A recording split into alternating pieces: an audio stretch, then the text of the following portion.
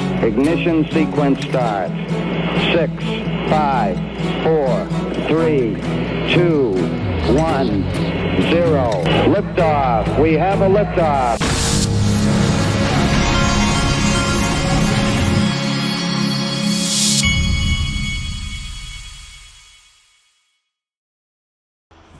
Hey everybody, this is the Digital Asset Investor. A little reminder of two things. One, I've got Jim from Caleb and Brown. I'm going to interview him next week. So if you have any questions, send me a DM or email me. My email's in the description of all these videos. Second reminder, I know it's time to get exciting after the Ripple case has been dropped, but what you need to get more excited about is to do what I've done, which is to make sure that you are positioned with your XRP safe in institutional custody, in my opinion, and with your XRP close to the availability of over-the-counter liquidity providers so that when your exit price comes, you're ready. And with Caleb and Brown, you also get an actual person. You can actually call your broker, or you can send them an email to execute trades. They'll also help you with exit strategies if you want to call them up. You can go to xrpwealth589.com and it'll forward you right to my page here on Caleb and Brown, and you click sign up today to get an account. We've got ourselves a 334 XRP right now. Let me look at my phone right quick. I stare at my phone just like all of you do. Let's see, give me an update here. It's taking a second. I'm showing 332 on my phone, but it's showing, okay, oh yeah, there's my update. Oh yeah. Check this out. I wanted to remind Bitcoin Desk, hey Bitcoin Desk, when are you going to cover the biggest news in crypto, the Ripple case ending? I haven't seen them even tweet about it yet. They're more excited about this guy with his hairdo wearing a CoinDesk shirt, but the biggest news in crypto is not even being covered yet. You know who else has not talked about it? Brad Garlinghouse. We've had no comment yet. I'm sure it's coming from Brad Garlinghouse on the Ripple case being over. I think I know why. I wouldn't be surprised if Brad was off partying somewhere. If I was him, I would be. Lark Davis, who is one of the nicer Bitcoin maxis, says the SEC Ripple legal battle's finally over. Mad respect to all of you who held through this long-ass case. Fun fact, if you held XRP through the entire lawsuit, you'd be up over 1,700%. I would be one of those guys. All right, another Bitcoin maxi being given the alley-oop on CNBC. That's what they do.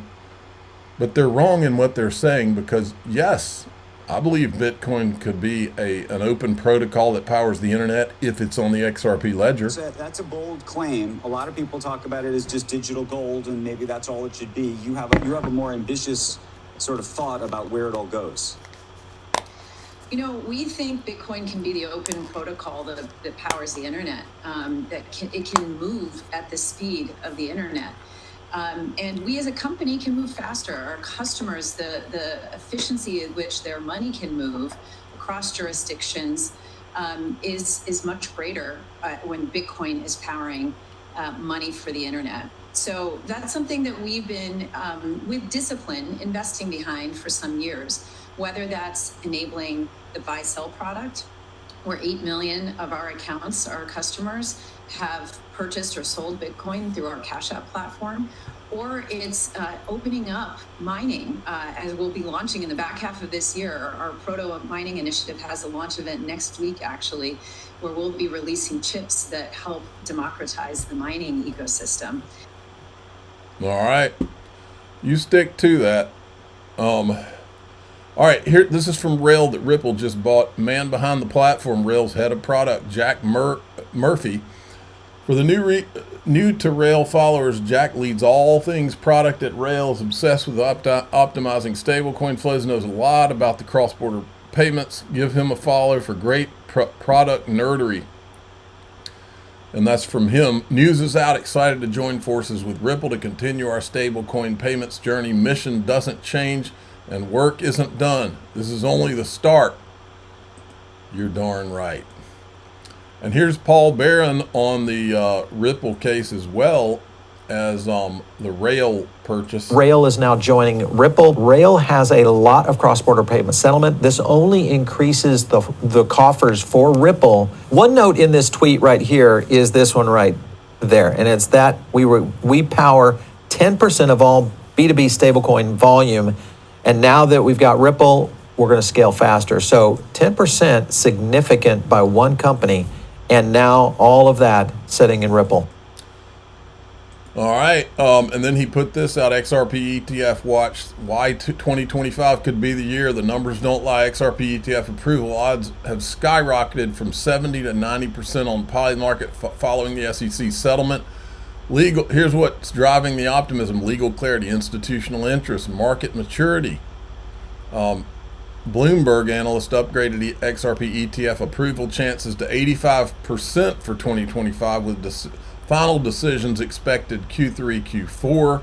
Massive institutional capital inflow, enhanced liquidity and price stability, XRP accessibility through traditional brokers, price targets as high as $60 by 2030.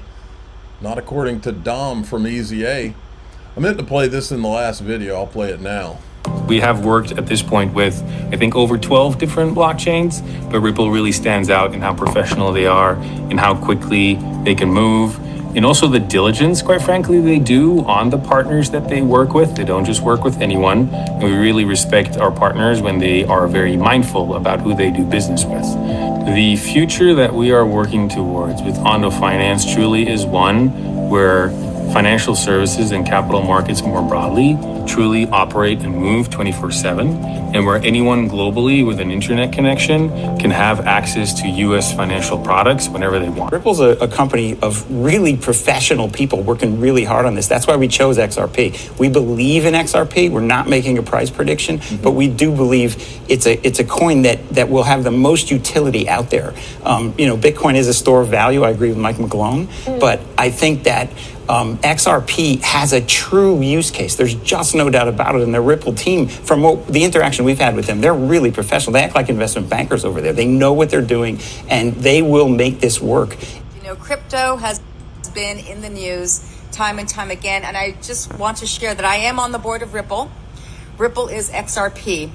And so when people ask me the question, why did you join the board of Ripple? I joined the board of Ripple because XRP serves a purpose. It's a function that facilitates cross-border payments. It's not some store of value, kind of arbitrary value that is not pegged to anything. This is actually what legitimate financial institutions use, specifically for cross-border payments. So instead of days and dollars, it's seconds and cents. And that is the future, in my opinion. Mine too. This is a good clip right here. This guy right here is directly over the target. What about XRP? What's your outlook as far as like price points for that? Price points for XRP? I think $5 to $8 is completely reasonable this bull cycle. Easily reasonable this bull cycle. It just depends on institutional adoption. It's basically like a game theory we're playing. If we can get this Bitcoin reserve and this digital asset stockpile, it's off to the races. I'm watching that very, very closely.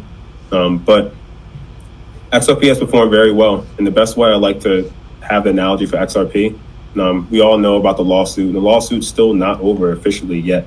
The SEC has to drop their appeal. And once that happens, then the lawsuit versus Ripple will be over with. And it's documented that once the lawsuit is over with, it basically gives institutions a seal of approval to use XRP. And if you're an EYOU, you've seen that document before. But with that being said, the best way I like to put it is imagine a basketball being held underwater for 5 years and then it's finally let go. It's going to explode. That's the reason why we saw XRP run up from 50 cents to $3 something, because they know that this lawsuit is finally, institutions know that this lawsuit is coming to an end. It's just logistical things and some votes that the SEC has to have to be able to legally drop the lawsuit. But they're positioning themselves because they know that this is a currency that has been held back compared to other tokens. And something that is very important for people to know is you don't want to invest in a token that's just coming out now. You want a token that has staying power. Because if you look at the previous cycles, tokens like Bitcoin, Ethereum, Solana, XRP, those have always been the top 10, top 20 tokens. the placement on them that may have shifted, but those tokens have proven staying power. In order for institutions to adopt the token, they need trust, like how Troy and Rashad were saying earlier. They need reliability. The financial system doesn't follow hype. It follows rules, reliability, relationships, and trust. Smart man. Check this out. This is funny from Jeremy Hogan. Crypto Law says, wait, not 589. When he hit the thing, it was 700. And he said 589 is so 2014. And I said, I think Dom changed it to $1,000. So 589 is out. $1,000 is in. Okay, we're going to go into DAIXRP.com, the Patreon. If you'd rather join through YouTube, click join below any of these videos, or you can subscribe through X. We do the full video plus the extended video with no commercials. I'm the digital asset investor. I'm not an investment advisor. This is for entertainment purposes only. Please subscribe. Hit the like button. Tell your friends and family.